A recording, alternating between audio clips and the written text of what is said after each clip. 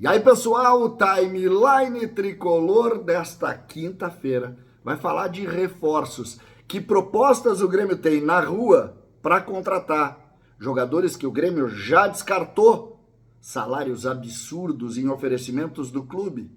Você tem muito nessa timeline. Tem também os jogadores da base que vão subir.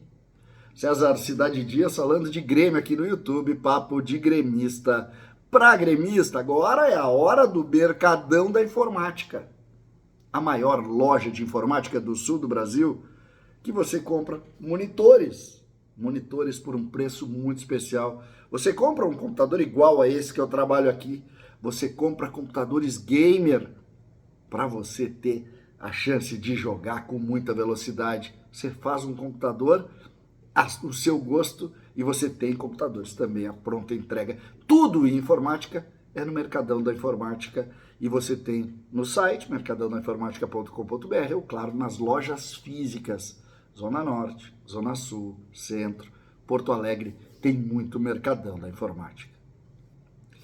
Gente, tem muita informação para a gente tratar aqui.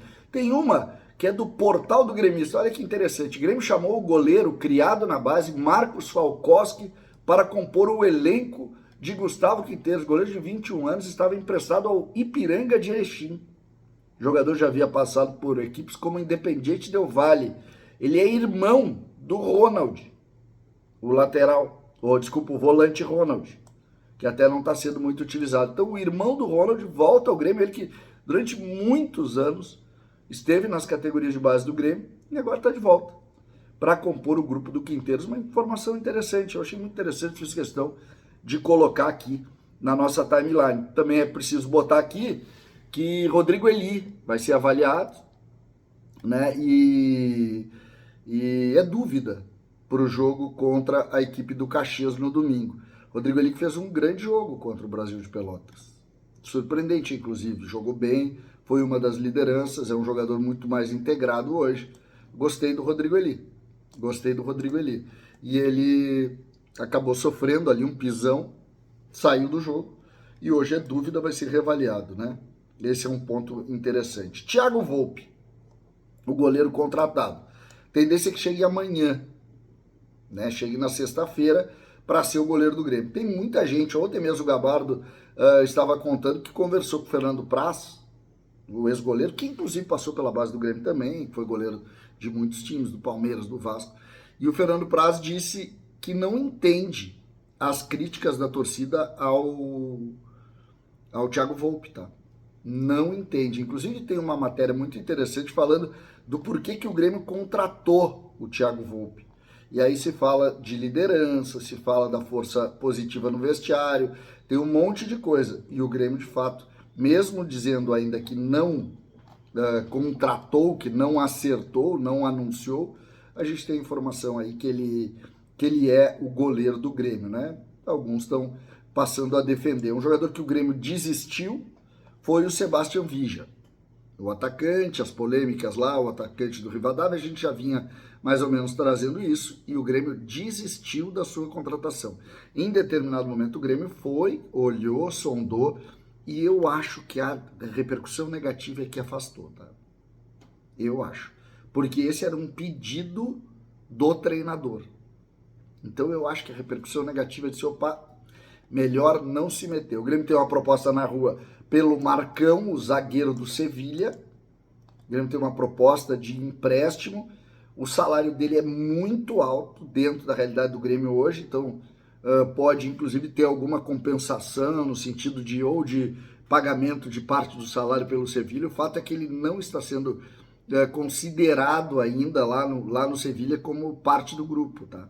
Então por isso é que talvez isso facilite um pouco essa vinda dele para cá. Outra curiosidade, e eu acho sempre importante que a gente coloque, porque vem a categoria de base. E dentro da categoria de base a gente sabe que o Vieri tem chance de subir, o Kaique deve subir, o Thiaguinho vai subir, o Mac vai subir, o Serrote vai subir. Então, essas composições aqui de jogadores, por exemplo, O Vieri é um zagueiro de pé esquerdo, o Marcão também. E eles jogam na posição do Gemerson. Então, aqui uma dessas curiosidades. Outras curiosidades interessantes sobre ex-jogadores do Grêmio. O Lincoln, lembram dele que estava no Bragantino? Acertou com um time da segunda divisão da Inglaterra. Quem será o seu companheiro de ataque? JP Galvão, que está fazendo gols lá. Vai entender o futebol. Outra curiosidade, a pancada que o Pedro Caixinha deu no Soteldo. O Soteldo é muito bom jogador, mas é muito indisciplinado taticamente. Vai entender futebol e futebol. Bitelo, também a notícia hoje, um conflito claro entre o Bitelo e o clube dele na Rússia. Bitelo que está sendo sondado aí, ou assediado pelo time do Botafogo, né? Foi motivo até de nota da equipe. Vamos falar de reforços? Vamos, tá? Atualização em GZH hoje, no final da tarde. O Grêmio deve fechar a contratação de um lateral esquerdo nos próximos dias. Tendência que seja até domingo. É um lateral brasileiro que atua na Série A do futebol, na nossa Série A. Se tu juntar isso com a frase do Quinteiros ontem, que ele citou jogadores de hierarquia,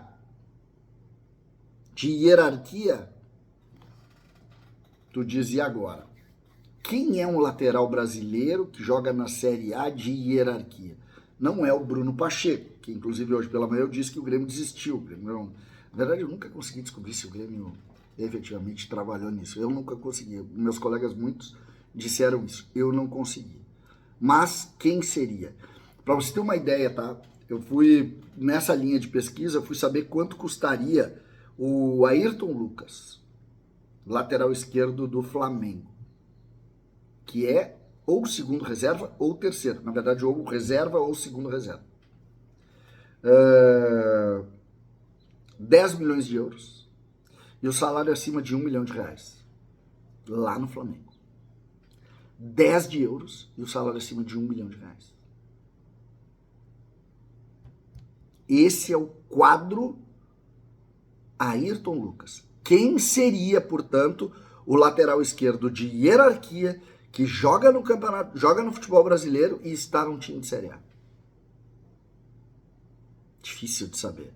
O Grêmio, portanto, negocia com o Marcão, com esse lateral, mas, a partir do que disse ontem, volta à cena o atacante de lado. Minha simples opinião, sem nenhuma intenção de passar da opinião, porque eu não tenho nenhuma informação. Eliasson é à vontade, mas ainda deve ter alguma coisa dentro da janela europeia. Eu acho que isso ainda pode acontecer.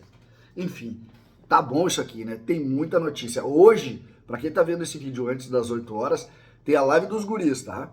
E com muita informação aqui no canal. Eu vou dar uma passadinha ali para ver como é que eles estão indo. Se quiserem cacaca, vocês sabem que eu entro. César, Cidade Dias falando de Grêmio aqui no YouTube.